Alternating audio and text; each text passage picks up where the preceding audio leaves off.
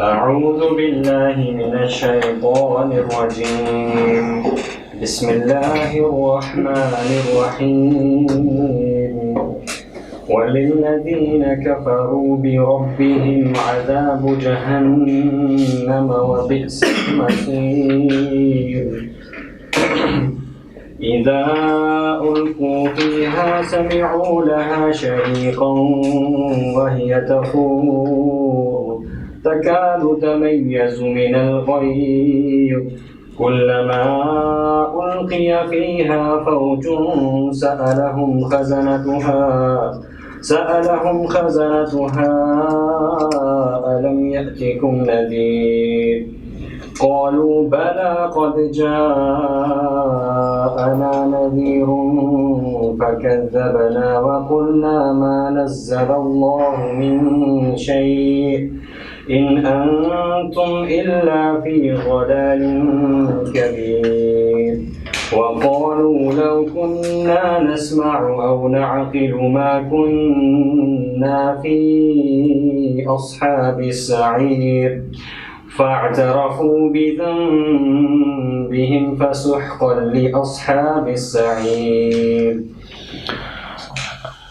الحمد لله رب العالمين والعاقبة للمتقين والصلاة والسلام على سيد الأنبياء والمرسلين ومن تبعهم بإحسان وإيمان إلى يوم الدين وبعد. أعوذ بالله من الشيطان الرجيم وللذين كفروا بربهم عذاب جهنم وبئس المصير. اور ان لوگوں کے لیے جنہوں نے کفر کیا اپنے رب کے ساتھ، ان کے لیے جہنم کا عذاب ہے، اور یہ بہت ہی برا ٹھکانہ اور بہت ہی برا مقام یا لوٹنے کی جگہ ہے۔ للذین میں شروع میں جو لام ہے یہ لام جارہ ہے، اور الذین اسم موصول ہے جو کہ پیچھے کسی کے تذکرہ کے لیے یا کسی بات کو شروع کرنے کے لیے اور اس کے متعلق کچھ تفصیل بیان کرنے کے لیے آتا ہے، اور یہ جملے کا ایک جز ہوتا ہے، صلہ ہوتا ہے، اور اس کا تعلق پیچھے کسی جگہ پہ جوڑا جا رہا ہوتا ہے۔ وَلِلَّذِينَ اور ان لوگوں کے لیے کفروا جنہوں نے کفر کیا، جمع مذکر غائب اور فعل ماضی ہے، اس کا مادہ ہے کاف فا را، اور اس کا معنی ہوتا ہے چھپانا، اس کا لفظی معنی چھپانا ہوتا ہے۔ کسان کو جو بیج کو مٹی میں زمین میں چھپاتا ہے، اس چھپانے کی وجہ سے زمین میں مٹی میں بیج کو بیجنے، کاشت کرنے اور چھپانے کی وجہ سے اس کو بھی کافر کہا جاتا ہے کسان کو۔ اسی طرح سیاہ بادل جو ہوتے ہیں ان کو بھی کافر کہا جاتا ہے، کیونکہ ان میں بھی وہ جو اندھیرا ہوتا ہے تو اندھیرے کی وجہ سے آسمان دکھائی نہیں دے رہا ہوتا تو وہ چھپ جاتا ہے، اس لیے اس کو بھی سیاہ بادلوں کو بھی کافر کہا جاتا ہے۔ اور اسی طرح جو کافروں کو جو کافر کہا جاتا ہے اس کا کیا سبب ہے؟ اس کا سبب یہ ہے کہ وہ لوگ اللہ تبارک و تعالیٰ کی نعمت جو ایمان کی صورت میں ہوتی ہے اس کو چھپا لیتے ہیں، اس کو ظاہر نہیں کرتے اس پر ایمان لانے کے ساتھ۔ اس سے بھی یہ پتہ چلا اس لفظ سے، اس کے معنی سے، کہ ایمان لانے کے لیے اعمال ضروری ہیں جو کہ ظاہر ہوں۔ کچھ لوگ کہتے ہیں اعمال نہ بھی کریں تو بندہ کے دل میں ایمان ہو تو ایمان پورا ہو جاتا ہے۔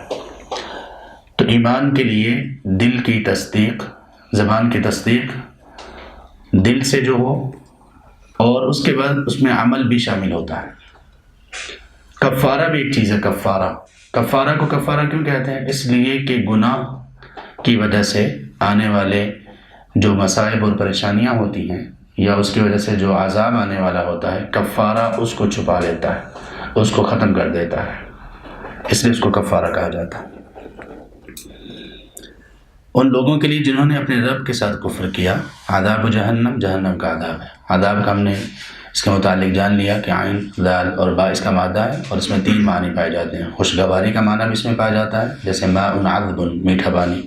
تکلیف کا معنی بھی پایا جاتا ہے، اور وہ بے چینی اور وہ شدت جو کہ ایک پیاس لگنے کے بعد، پیاس کی شدت کے بعد بھوک مر جانے کی وجہ سے جو بے چینی ہوتی ہے اس کو بھی کہتے ہیں۔ ایسے آدمی کو جس کی پیاس کی شدت کی وجہ سے بھوک مر گئی ہو اس کو عاذب یا عذوب کہتے ہیں۔ جہنم یہ عبرانی زبان کا لفظ ہے، یہ عربی کا لفظ نہیں ہے، اور اس کا معنی ہے آگ۔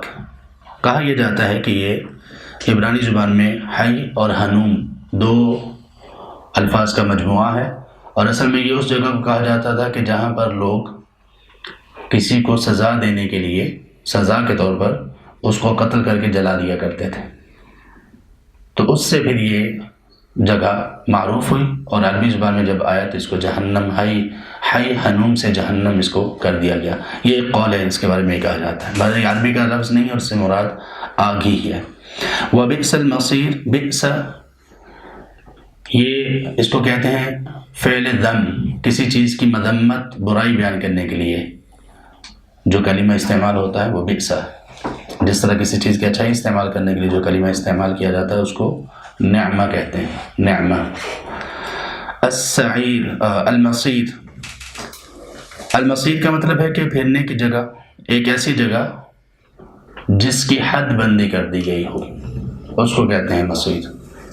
اسی طرح شہر کو بھی مصر کہا جاتا ہے۔ مصر قرآن میں جو استعمال ہوا ہے ایک جگہ پر بنی اسرائیل کے لیے، تو اس مصر سے مراد ایک شہر ہے، اور مصر سے مراد وہ مصر بھی ہو سکتا ہے جس کا جو عام اور معروف شہر ہے یا ملک ہے۔ تو مصر کو مصر یعنی شہر کو مصر کیوں کہتے ہیں؟ پہلے ایسا ہوتا تھا کہ جو شہر ہوتے تھے ان کی حد بندی ہوتی تھی۔ ہمارے ہاں ابھی بھی کئی شہروں کی ہے نا، جیسے لاہور ہے تو اس کے ابھی بھی وہ دروازے ہیں، باٹی گیٹ ہے، لوہاری گیٹ ہے، فلاں، تو اس کی فصیلیں بنائی جاتی تھی۔ تو شہر کو مصر اس لیے کہا جاتا تھا کہ اس کو بھی محدود کر دیا جاتا تھا، اس کو بھی اس کی فصیل کے ذریعے سے اس کی حد بندی کر دی جاتی تھی۔ اذا القوا فیها سمعوا لها شہیقا، جب وہ لوگ یعنی کفار اس میں ڈالے جائیں گے تو وہ اس کے لیے سنیں گے، یعنی جہنم کی سنیں گے کیا؟ شہیقا، چنگاڑ، چیخو پکار، وہی تفور، اور وہ جوش مار رہی ہوگی۔ اذا یہ ظرف کے لیے آتا ہے، اور جب یہ کسی فعل پر آتا ہے تو اس میں مستقبل کا معنی پایا جاتا ہے، اگرچہ یہ فعل ماضی سے پہلے آئے پھر بھی اس میں مستقبل کا معنی، فیوچر کا معنی ہی پایا جاتا ہے۔ جیسے اذا جاء نصر اللہ، جب اللہ کی مدد آئے گی، تو یہاں پہ جاء کا معنی یہ ہونا چاہیے جاء نصر اللہ، اللہ کی مدد آ گئی، لیکن اس ماضی کے معنی کو مستقبل میں کس چیز نے کیا؟ اذا نے۔ اذا القوا، جب وہ ڈالے جائیں گے، القوا یہ جمع مذکر غائب ہے اور یہ فعل ہے، لیکن فعل معروف نہیں، مجہول ہے، فعل مجہول ہے۔ القوا اس کا مادہ ہے لام، قاف اور یا، اور اس کا معنی ہوتا ہے ملنا، اکٹھے ہونا۔ لقاء کا معنی ہوتا ہے جنگ، لقاء کا معنی ملاقات بھی ہوتا ہے اور لقاء کا معنی جنگ بھی ہوتا ہے۔ تو اس کا معنی پھر ڈالنا کیسے آ جاتا ہے؟ کیونکہ آدمی جب ملاقات کرتا ہے تو اس کا فیس ٹو فیس ملاقات ہوتی ہے، آمنا سامنا ہوتا ہے، تو کسی چیز کو کسی چیز کے سامنے پھینکنے پر بھی یہی لفظ بولا جانے لگا، کیونکہ جب وہ پھینکی جاتی ہے تو سامنے ہی پھینکی جاتی ہے، وہ سامنے آ جاتی ہے، اس لیے اس کا معنی پھینکنا بھی کیا جاتا ہے۔ القا یلقی، القاء کا معنی ہوتا ہے پھینکنا۔ اذا القوا فیہا، جب وہ ان لوگوں کو اس میں ڈالا جائے گا، سمعوا لها شہیقا، سمعوا، سمع کا معنی ہوتا ہے سننا، سماعت کو کہتے ہیں، اور اسی طرح کبھی کبھی سنی ہوئی چیزوں کو بھی کہہ دیتے ہیں، آڈیوز جن کو ہم کہتے ہیں ان کو مسموعات بھی کہا جاتا ہے۔ اسی طرح سمع میں اگر ایک دو الفاظ کا اضافہ کر دیا جائے، سمع کے بجائے استماع کر دیا جائے، تو اس کا معنی ہوتا ہے غور سے سننا، کان لگا کر سننا۔ سمعوا لها، وہ اس کو سنیں گے یعنی جہنم کو، لہا میں ہا جو ضمیر ہے یہ مؤنث ہے، کیونکہ جہنم یہ مؤنث لفظ، یہ مؤنث ہے۔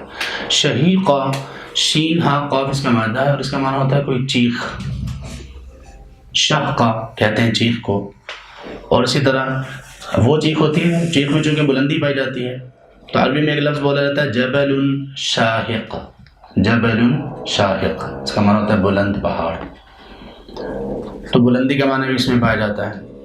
تو شہیقہ کو چیخ کیوں کہتے ہیں؟ کیونکہ وہ آواز کی بلندی کے ساتھ ہوتی ہے. وَهِيَ تَفُورُ، اور یہ یعنی جہنم تفور جوش مار رہی ہوگی. فا واو را، اس کا معنی ہوتا ہے کسی چیز کا جوش مارنا، جوش کے ساتھ اچھلنا.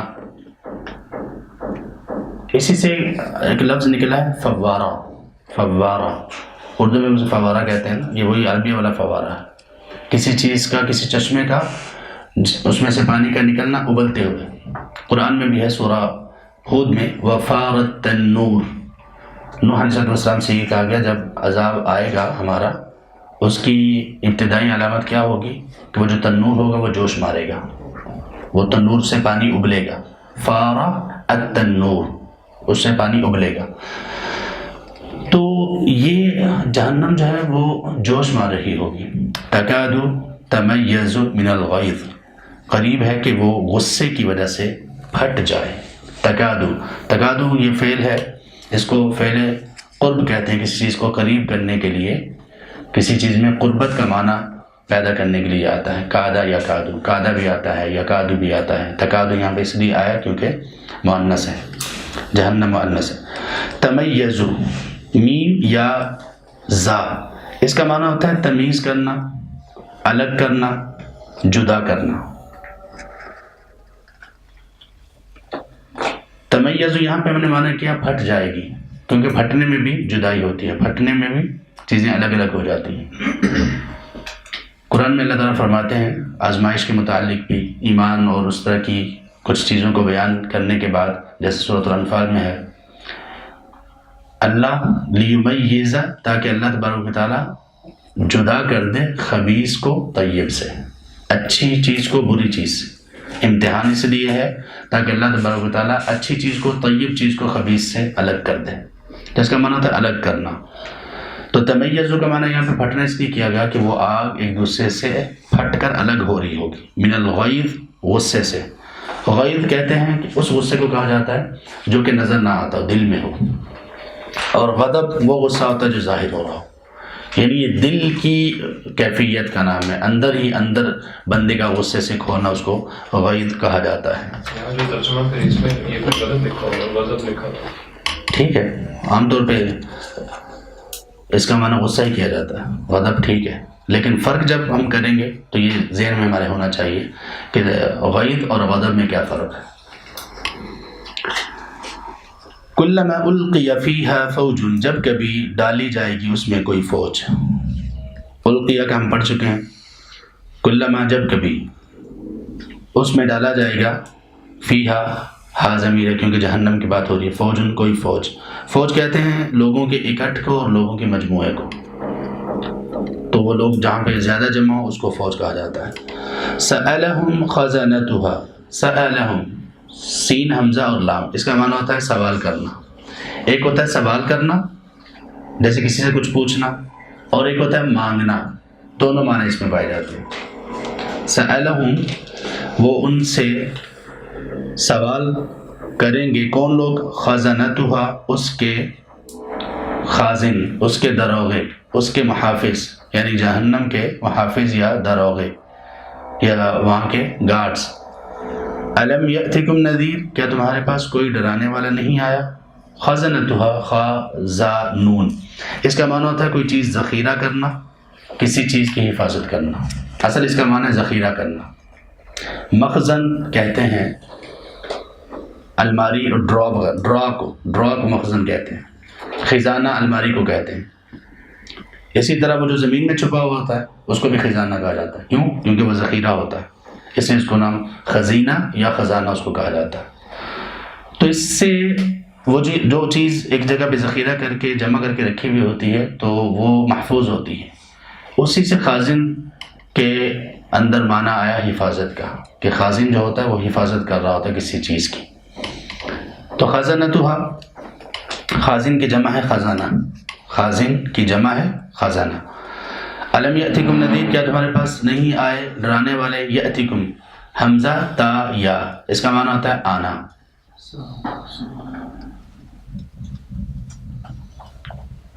آتن کوئی بھی چیز آنے والی، مستقبل کو بھی کہا جاتا ہے، کل ما هو آت فهو قریب، عربی میں کہا جاتا ہے ہر وہ چیز جو آنے والی ہے وہ قریب ہے، جس چیز کا انتظار ہے نا وہ قریب ہی ہوتی، وہ جلدی آ جائے گی، دیکھنے تو دور لگ رہی ہوتی دیکھنے کو، جیسے ہم انتظار کریں کہ 2 سال کے بعد یہ ہونے والا ہے، یعنی ہم پلان کریں کہ 2 سال کے بعد یہ ہوگا، میری ڈگری 2 3 4 سال میں ختم ہوگی، تو وہ 3 4 سال ہمیں دور لگ رہے ہیں، نہیں وہ جلدی آنے والی چیز ہے۔ کل ما هو آت فهو قریب، ہر وہ چیز جو آنے والی ہے وہ قریب ہی ہوتی۔ اسی طرح زندگی ہے، اس کا جو اختتام ہے موت ہے، وہ جب جتنی بھی لیٹ ہو لیکن وہ قریب ہے۔ عطا یاتی کا معنی ہوتا ہے آنا۔ اسی طرح اس سے ایک اور لفظ نکلا ہے آتا یؤتی، مادہ اس کا وہی ہے، اور اس کا معنی ہوتا ہے دینا، اس کا معنی ہوتا ہے دینا۔ ایتا اور اعطاء دونوں کا معنی دینا ہوتا ہے۔ ایتا اور اعطاء میں کچھ لوگ فرق یہ کرتے ہیں کہ ایتا کا معنی ہوتا ہے اس میں بلندی پائی جاتی ہے، اور اعطاء کا معنی ہوتا ہے اسی طرح سے دے دینا، ضروری نہیں کہ اس میں بلندی پائی جائے، تھوڑا سا یہ فرق کرتے ہیں۔ ہم برابری کی سطح پر جب دیتے ہیں تو اس میں ایتا کا اعطاء کا معنی پایا جاتا ہے، جب بلندی کی سطح پہ دیتے ہیں تو پھر ایتا کا معنی پایا جاتا ہے۔ قرآن کریم میں زکوٰۃ ادا کرنے کے لیے آتو کا لفظ آیا ہے، آتو الزکا، وہ اسی سے ہے، اسی مادہ سے، آتا یؤتی ایتا دینا، تو ایتا میں بلندی نہیں پائی جاتی، یہ کبھی ہوتا ہے فرق کرنے کے لیے، ورنہ دونوں کا معنی ایک ہی ہے۔ نذیر، نون ذال اور را، اس کا معنی ہوتا ہے ڈرانا یا ڈرنا، اور اسی طرح ایک اس کا معنی یہ ہوتا ہے نقصان سے بچنے کے لیے، نقصان سے بچانے کے لیے کسی کو آگاہ کرنا، نقصان سے بچانے کے لیے کسی کو آگاہ کرنا۔ نذیرۃ الجیش کہتے ہیں ان لوگوں کو جو ایک گروہ کے آگے آگے چلتے ہیں، اور اگر آگے سے کوئی مصیبت آ رہی ہے تو وہ فوراً آگاہ کرتے ہیں کہ آگے کوئی پریشانی ہے، ان کو کہتے ہیں نذیرۃ الجیش۔ تو کسی چیز کے نقصان سے پہلے ہی آگاہ کر دینا، اس کو کہتے ہیں نون ذال اور را۔ اور نظر کیوں کہا جاتا ہے؟ وہ بھی نقصان سے بچنے کے لیے، آدمی نقصان سے بچنے یا نقصان کو پورا کرنے کے لیے کرتا ہے، نظر مان لیتا ہے نا کہ میں یہ کروں گا، اگر یہ ہو گیا تو یہ کروں گا، تو نظر بھی نقصان کو پورا کرنے کے لیے یا نقصان سے بچنے کے لیے کی جاتی ہے۔ آدمی کہتا ہے کہ اگر میرا یہ کام ہو گیا تو میں نظر مانتا ہوں کہ اتنے روزے رکھوں گا، یعنی اگر وہ کام نہ ہو تو اس کا نقصان ہے، اگر وہ ہوگا تو نقصان سے بچ جائے گا، تو اس نقصان سے بچنے کے لیے وہ انسان اس کو مانگ رہا ہوتا ہے، اس لیے اس کا معنی نذر رکھا گیا۔ نذیر کا معنی، نذیر یہ صفت مشبہ ہے اور یہ بمعنی منذر ہے، منذر اور نذیر کا ایک ہی معنی ڈرانے والا۔ قالو تو وہ کہیں گے بلا، کیوں نہیں؟ بلا یہ جب کوئی سوال کیا جائے نفی میں، جب کوئی سوال نفی میں کیا جائے، نفی کے سوال کا کیا مطلب ہے؟ جیسے پچھلی والی آیت میں یہ کہا گیا الم یأتکم نذیر، کیا تمہارے پاس کوئی ڈرانے والا نہیں آیا؟ جب نفی میں سوال کیا جائے تو اس کا جواب دینے کے لیے بلا آتا ہے، اس کا جواب اس بات میں دینے کے لیے یہاں پہ بلا آیا۔ قالوا بلا، انہوں نے کہا کیوں نہیں؟ قد جاءنا نذیر، یقیناً ہمارے پاس ڈرانے والا آیا۔ جاء جیم یا اور حمزہ اس کا مادہ ہے، اور اس کا معنی ہوتا ہے آنا۔ فکذبنا، سو ہم نے جھٹلایا، تکذیب کی۔ کذب کا مطلب ہوتا ہے کاف ذال با، جھوٹ بولنا، واقعے کے خلاف بات کرنا، اور کذبہ کا معنی ہوتا ہے صرف خود جھوٹ نہ بولنا، دوسرے کو جھوٹا قرار دینا۔ کذبہ خود جھوٹ بولنا اور کذبہ دوسرے کو جھوٹا قرار دینا۔ وقلنا، اور ہم نے کہا، قول قاف واو لام اس کا مادہ ہے، اس کا معنی ہوتا ہے بات، رائے، عقیدہ، نظریہ۔ جیسے کہتے ہیں کہ وہ فلاں آدمی نے امام شافعی رحمہ اللہ کا قول پیش کیا، تو یہاں پہ قول سے مراد رائے ہوتی ہے۔ ما نزل اللہ من شیء، تو ہم نے جھٹلایا اور ہم نے یہ کہا کہ ما نزل اللہ من شیء، اللہ تبارک و تعالیٰ نے کوئی چیز نازل نہیں کی، ما نزل اللہ نہیں نازل کیا اللہ تبارک و تعالیٰ نے، من شیء کچھ بھی، یعنی کوئی بھی چیز پیدا نہیں کی، ان انتم الا فی ضلال کبیر، تم تو صرف اور صرف بہت بڑی گمراہی میں ہو۔ نزل نون زا لام کا معنی ہوتا ہے اترنا، نیچے آنا، پڑھاؤ کرنا بھی اس کا معنی ہوتا ہے، مہمان کے لیے بھی یہ بولا جاتا ہے۔ مصیبت کو بھی نازلہ کہتے ہیں، قنوت نازلہ کا لفظ سنا ہے نا، تو نازلہ، اس کو نازلہ کیوں کہتے ہیں؟ اچانک سر پہ آ پڑتی ہے کوئی مصیبت۔ تو ان سب میں ایسا کوئی معنی کسی چیز کا اوپر سے آ پڑنے کا اس کا معنی یا مفہوم پایا جاتا ہے۔ نازلہ آپ دیکھ لیں، نزیل کہتے ہیں مہمان کو جو کسی جگہ پہ پڑاؤ ڈالنے کے لیے آیا، تو مہمان کو نزیل یا نازل اس لیے کہا جاتا ہے کہ وہ احترام کی جگہ پر ہوتا ہے، تو ہم اس کو اپنے سر آنکھوں پہ رکھتے ہیں، گویا وہ اوپر سے آ رہا ہے، تو وہ نازل ہوتا ہے، وہ آتا ہے، اس کو نزیل کہتے ہیں۔ اسی طرح اس مہمان کو خوش کرنے کے لیے جو مہمان نوازی کی جاتی ہے اس کو کیا کہا جاتا ہے؟ نزول۔ نزول سورہ فصلت میں اللہ تبارک تعالیٰ فرماتے ہیں آیت نمبر 30 میں، نزلا من غفور الرحیم، ان لوگوں کا ذکر کیا جو جنت میں جائیں گے، ان پر کوئی دنیا میں کوئی آئندہ مستقبل کا خوف نہیں ہوگا، ماضی کا غم نہیں ہوگا، اور جنت میں جائیں گے جہاں پہ وہ جو خواہش کریں گے وہ ان کو ملے گا۔ ان چیزوں کو بیان کرنے کے بعد اللہ نے آخر میں کہا نزلا من غفور الرحیم، یہ ان کی مہمان نوازی ہے، کس کی طرف سے؟ اس ذات کی طرف سے جو بہت معاف کرنے والی ہے اور بہت رحم کرنے والی ہے۔ نزلہ اور نزلہ، اس میں فرق یہ ہوتا ہے، یا انزلہ اور نزلہ میں، انزلہ کا معنی ہوتا ہے کسی چیز کو ایک ہی مرتبہ اتار دینا، ایک ہی مرتبہ نیچے لانا، اور نزلہ کا معنی ہوتا ہے وقفے وقفے سے لے کے آنا، یہ کبھی یہ فرق بھی ہوتا ہے ان میں۔ ضلال کبیر، ضلال کیا چیز ہے؟ ضاد لام، لام کا معنی ہوتا ہے راستہ بھولنا، گم ہو جانا، یا کسی چیز کو گم پانا۔ تو گمراہ آدمی کو، گمراہی کو ضلالت کہتے ہیں، اور جو گمراہ شخص ہے اس کو ضال کہا جاتا ہے، کیونکہ وہ راستہ جو حقیقی راستہ ہوتا ہے وہ بھول چکا ہوتا ہے۔ کبیر، کاف بارہ، اس کا معنی بڑا ہونا بھی ہوتا ہے، اس کا معنی کسی چیز کا حجم میں بڑا ہونا، عمر میں بڑا ہونا، یا کسی چیز کا ویسے ہی مرتبے میں بڑا ہونا، تمام کے لیے آتا ہے۔ اسی طرح اللہ کے لیے بولا جاتا ہے کبریائی۔ وَقَالُوا لَوْ كُنَّا نَسْمَعُ أَوْ نَعْقِلُ، تو وہ کہیں گے لو کننا، حالانکہ قالوا یہ ماضی کا صیغہ ہے، لیکن کیوں یہاں پہ معنی ہم نے مستقبل کا کیا؟ حالانکہ بعد میں یہ آ رہا ہے، لو کی وجہ سے بھی ایک اس کا معنی یہ نکلتا ہے، لیکن ویسے اللہ تبارک و تعالیٰ نے قیامت کے متعلق جو باتیں کی ہیں وہ ماضی کے صیغے کے ساتھ ہی کی ہیں، اس لیے تاکہ یہ لوگوں کو یقین آ جائے کہ اس میں کوئی شک نہیں کہ یہ ساری باتیں ہونے والی ہیں اور ہوں گی۔ وَقَالُوا لَوْ كُنَّا نَسْمَعُ، اور انہوں نے کہا کہ اگر ہم سنتے یا سمجھتے، مَا كُنَّا فِي أَصْحَابِ السَّعِيرِ، تو ہم بھڑکتی ہوئی آگ والوں میں سے نہ ہوتے۔ لو یہ حرف شرط ہے، اس کا معنی یہ ہوتا ہے کہ کسی چیز کے بارے میں اگر یہ ہوتا تو یہ نہ ہوتا، یہ نہ ہوتا تو یہ ہوتا، اس طرح کا معنی، شرط کا معنی بیان کرنے کے لیے لو آتا ہے۔ انہوں نے کہا نا کہ تم تو بہت بڑی گمراہی میں ہو اور جہنم میں بھی آگے ہو، تو کہتے ہیں لو کننا نسمع، اگر ہم سنتے، سین میم عین کا ہم بیان کر چکے، نعقلو، عین قاف لام کا معنی ہوتا ہے باندھنا، اصل میں رسی کو بھی کہا جاتا ہے، اور اسی طرح عقال ایک اور چیز بھی ہوتی ہے، عرب لوگ جو سر پہ وہ رکھتے ہیں نا بلیک سا، اس کو بھی عقال کہتے ہیں، اصل میں وہ رسی ہوتی ہے، ایسی رسی جس کے ساتھ اونٹ وغیرہ کو باندھا جاتا ہے۔ تو عقل کو عقل کیوں کہا جاتا ہے؟ اس لیے کہ وہ چیزوں کا ادراک کر کے ان کو باندھ دیتی ہے اور اس میں بندے کو سمجھ آ جاتی ہے، اس لیے اس کو سمجھ کہا جاتا ہے۔ ما کننا فی اصحاب السعیر، اگر ہم سمجھتے، سوچنے کی کوشش کرتے تو ہم اصحاب السعیر میں سے نہ ہوتے، یعنی بھڑکتی ہوئی آگ والے میں سے نہ ہوتے۔